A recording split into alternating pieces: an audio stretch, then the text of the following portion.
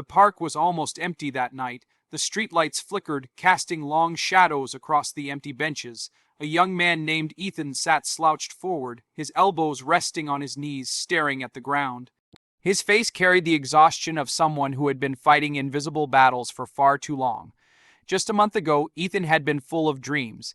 He had moved to the city with hopes of building a career, making his parents proud, and finally proving to himself that he could succeed. But life, it seemed, had other plans. The job he had worked so hard to secure slipped away when the company downsized. His bills piled up. Calls from home became harder to answer, because how could he admit that he was failing? Now he sat there, numb, replaying the thought that had haunted him all week. Maybe I'm just not meant for anything. Maybe I'll never get it right. His chest tightened. He felt invisible in a world that seemed too busy to care. And in that moment of despair, he whispered into the cold night air, "What's the point of trying anymore?" As Ethan's thoughts spiraled, he heard the sound of footsteps approaching slowly. Looking up, he saw an old homeless man with a gray beard, a weathered face, and clothes that had clearly seen better days. Ethan braced himself, assuming the man would ask for spare change. But instead, the man stopped, studied Ethan carefully, and said in a gentle, raspy voice, "You look more lost than me, son. Are you okay?" Ethan blinked in surprise. Was this man, who clearly had so little, really asking about him? He let out a dry, almost bitter laugh. "You're the one living on the streets. Why are you worried about me?" The old man shrugged with a faint smile, "Because sometimes the ones who look like they have the least are the ones who notice the most. I know that face. I've worn it before."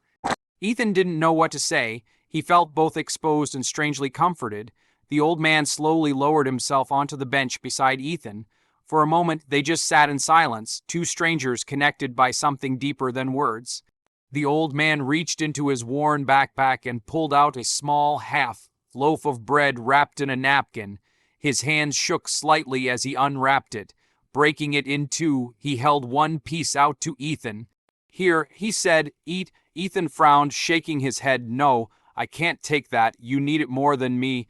But the man pushed it closer with surprising firmness. "Listen, son, sometimes sharing what little we have makes us feel rich, and tonight I'd rather not eat alone." Ethan hesitated, his throat tightening. No one had offered him anything in weeks. Not food, not comfort, not even encouragement. And here was a man who had almost nothing, giving away the only meal he had. Finally, Ethan accepted the bread. As he took a bite, he felt an unexpected warmth spread through his chest. It wasn't just the food. It was the gesture, the kindness. For the first time in weeks, he didn't feel invisible.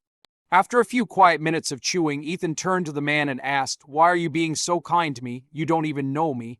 The old man smiled faintly, looking off into the night sky. "Life knocked me down many times. Lost my job, lost my family, lost my home. For a long time, I thought I had nothing left to give, but then I realized if I still have the strength to help someone else up, then I'm not truly broken." He paused, his voice cracking slightly. "The world tells us our worth is in money, success, or status. But son, your worth is in the love you give.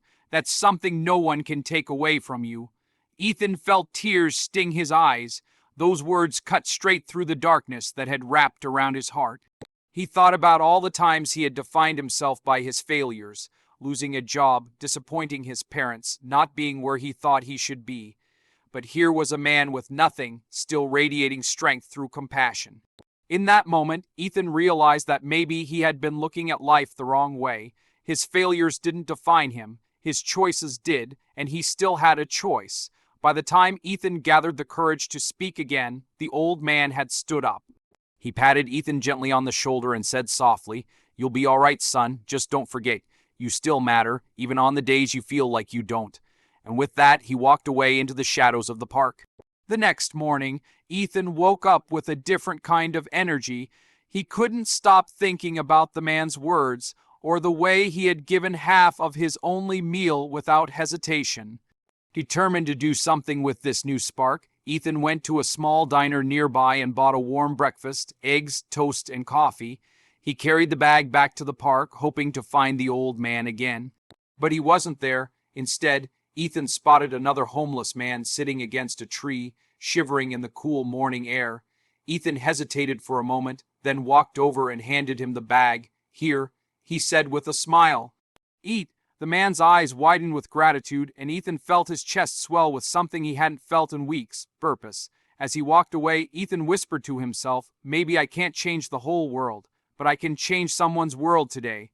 From that day on, Ethan made a promise, not just to rebuild his own life, but to live it with kindness, no matter how small the act, because he had learned that even in the darkest moments, the smallest act of compassion could light a path, not only for others, but for himself too.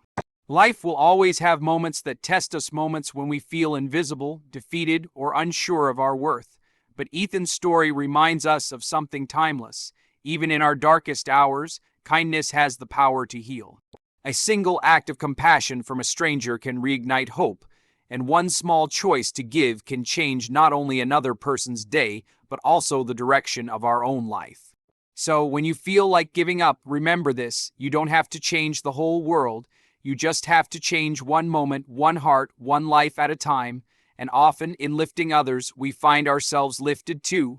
Because the true measure of our worth isn't in what we've lost, but in the love we choose to give.